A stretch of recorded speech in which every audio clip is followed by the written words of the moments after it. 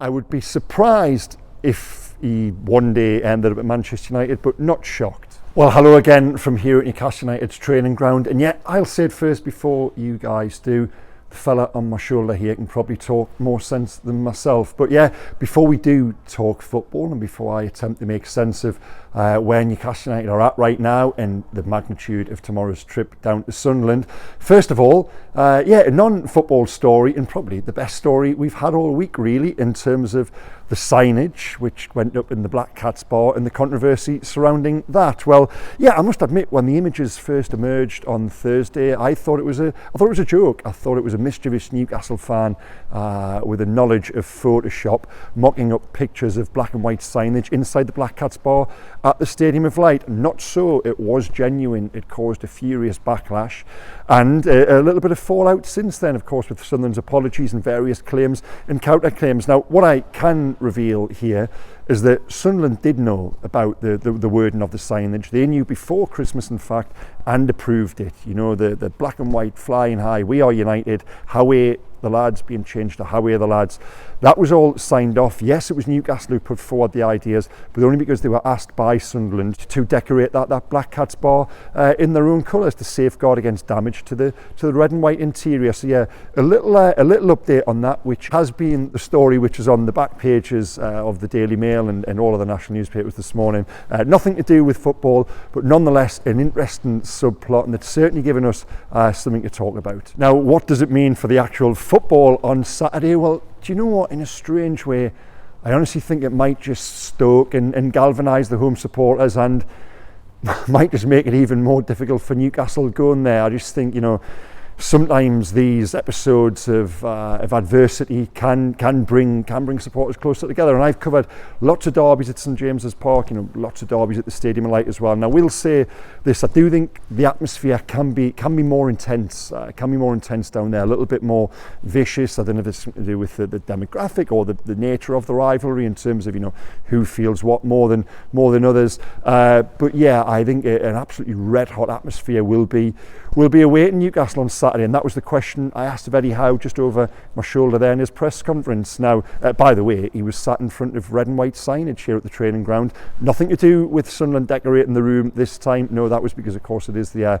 FA Cup. And when I asked Eddie about, you know, the reception that awaits, he said, well, they've got to block it out. And how was Eddie this morning? Well, I thought he was level. I thought he was measured. Towards the end there, he was asked one or two difficult questions, specifically about his future, but I thought he handled it all pretty well. On that, he gave an interesting answer. It's what I've written as the story coming out of the press conference, that he doesn't have to seek daily reassurance from the club's owners. You know, he is happy where he's at. He's got a good relationship with them. They communicate all the time. So he did answer that question, I thought, as well as he possibly could. You know, because never did we really expect at any point this season, or I'd never had it in my head at all really, that you'd be sat there with Eddie Howe, you know, talking about the potential of him losing his job. And when you are asked about your future, you know, that is the inference. We can't get away from that. But on the back of 7 defeats in 8, that is where we're at. Now, I've been asked this question. I've done various podcast radio shows this week, and I've been asked the question about Eddie and his future.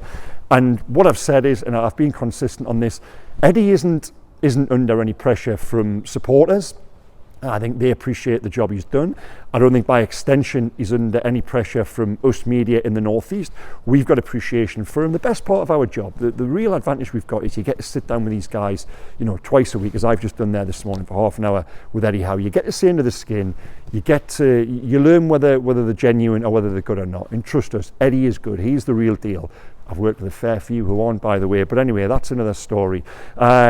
Yeah, so to that end, he's got support. You guys, fans, see that. You know, we see that. The club's UK-based owners see that. Eddie's okay. Now, would that change with a negative result tomorrow? The answer I've given to this question is, I honestly don't know. What I can say with, you know, some confidence is, even if they lose against Manchester City, lose against Aston Villa at the end of this month, I think that understanding, that patience, that calm will remain. You know, for all of the reasons I've just listed in terms of the mitigation of the injuries and also the job Eddie has done. He's the reason they are where they are. Lose tomorrow at Sunland, you know, I just don't know what the landscape and what the mood will be like. I think of all the games in January, the one he has to win more than anything else is this one tomorrow. And What I'll also say is when the draw was made 4 or 5 weeks ago, the landscape has changed so much. It was, Newcastle at the time were a Champions League team. They were in the top 6. I think supporters reacted and looked at it as a chance to go down to the Stadium of Light, get one over on the rivals, and end 9 matches without a win in the Tyne-Wear derby. It's changed now, and I think 4 or 5 weeks on, that excitement has made way for trepidation. And certainly when we were in the press room there this morning, that is the nature of the conversations. It's the nature of the questions being asked of Eddie. Newcastle don't go there for me as overwhelming favourites. And I've said all along that I think Newcastle are good enough to beat Sunderland. Of course they are good enough to beat Sunderland. That's stating the absolute obvious. I've said previously I think Newcastle will go there and beat Sunderland. I'm honestly not so sure now, and I just think, everything around the atmosphere which I talked about, Newcastle's form, the fact they are in many ways limping into the game, I think it's going to be far more difficult than we ever first thought it would when the draw was made. And to touch on Newcastle's recent performances and what do I make of them? Well, I was on this little patch of artificial turf 7 days ago or so, outlining my reasons as to why I thought the team were in a difficult spell. I've said this for a long time now. I'm repeating myself to a degree, but down at Liverpool we saw yet more evidence of it, and it's that weakness in midfield when you don't have the intensity, the energy, the press. They're being picked off so easily at the moment. It's almost like they're going out, and this is something I never thought I'd say about this team, an inevitability to what is going to unfold. And yes, there were some positives down at Liverpool. I think the fact they actually made a game of it was to their credit, but it was more of the same.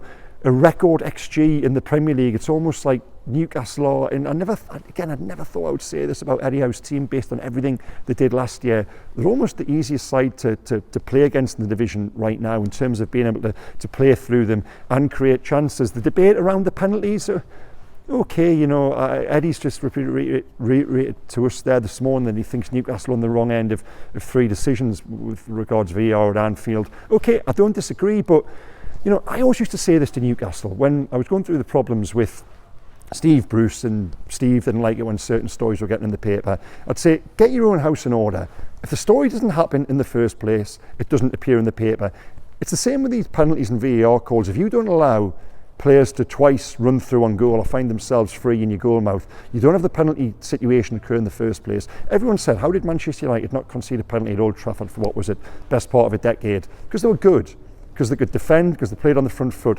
Bad teams concede penalties, and I'm not saying Newcastle are a bad team, but at the moment they're not looking as good as they can be. And yes, there are reasons around that. I've already touched on that. The injuries, the fatigue, and everything else.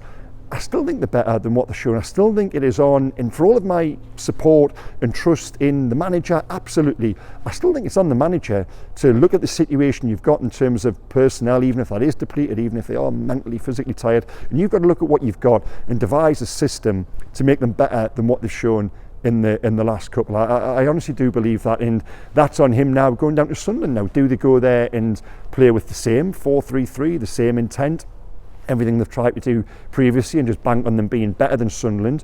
Or do they have to make allowances for this weakness they've got at the heart of the midfield and put some sort of insurance policy in there? We'll have to wait and see, but that is on Eddie, because this one, while some defeats, like I say, in recent weeks have been never a free pass, absolutely not a free pass, but there's been understanding and okay, going to the next one.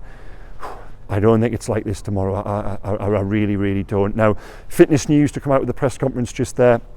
Callum Wilson will be out. He's going to miss the next 2. A story I reported earlier in the week. Elliot Anderson, Joe Willock, Harvey Barnes. We're not going to see them in the next 2, I don't think. Kieran Trippier is the one. He's got a groin problem. We're told that it is a genuine problem. Sometimes with these injuries you wonder. But no, Kieran Trippier really is rated as doubtful for tomorrow. I expect he will be fit, but Newcastle will make a call later today. So the availability of those players naturally took us on to questions about recruitment. And the word back this week, guys, is, before I tell you what Eddie said, the word back is that money will be tight this month because of FFP, because of the uncertainty over the league position, because Newcastle didn't make it into the latter stages of the Champions League. There is, and we've been here before, but the word we're getting back is that it will probably only be loan signings towards the end of the window, and that was something that was reiterated by Eddie Howe earlier today when he said we'll see what state they're in terms of players returning after these next 2 matches before sort of making a definite commitment with regards to incomings. Now, Calvin Phillips, I put this in the Daily Mail Q&A earlier in the week. The word we're getting back on him, and I do think it's brinkmanship to a degree, because I know Newcastle like him, I know Newcastle want him, and Phillips would be keen on a move here. Is that before Christmas the loan fee was north of £7 million, that plus an obligation to buy. That is not a deal Newcastle want to commit themselves to. So at the moment the word coming back is one of doubt over whether Calvin Phillips will move to Newcastle, but again, we've got 3.5 weeks, 4 weeks of the window still to run, so I would expect to see some sort of movement on that. I wouldn't guarantee that it's going to happen, but I would expect things to be revisited and to progress as well. Now, one other hot topic this week that I've been asked a lot about, and that is Dan Ashworth. What I will say is that I would be surprised if he one day ended up at Manchester United, but not shocked. Now, why do I say that? Ashworth has come here, and our dealings with him, he's always been very professional, very impressive, but there hasn't yet been a mid-talk of the links with Manchester United, and we believe Manchester United, when the new owners come in, do want Dan Ashworth as their sporting director. There hasn't really been any move to make an outright denial from anyone in this part of the world. Now, they've got nothing to deny at the moment. I have to say that there's been no approach from Ineos, no conversations had, so or they're just adopting a strategy of, well, why respond to something that doesn't exist? Maybe, okay, maybe we might be looking a bit too much into this, but different little things I hear, and this is away from Tyneside, chatter in football circles. Again, I go back to that. I would be surprised, but not shocked if there was movement on that down the line. Well, guys, that wraps up things for now. Newcastle United are just starting training outside there now. You can probably hear some of the noises that are coming out there in the background, but yeah, wow, tomorrow's game down at the Stadium of Light, it cannot be any bigger for an absolute multitude of reasons. Really, really looking forward to it. I dare say some of you guys perhaps aren't as much, but I'll be back there. I'll be bringing you my thoughts after the game. Yeah, let's see what it throws up. I just think there's going to be so many layers to it.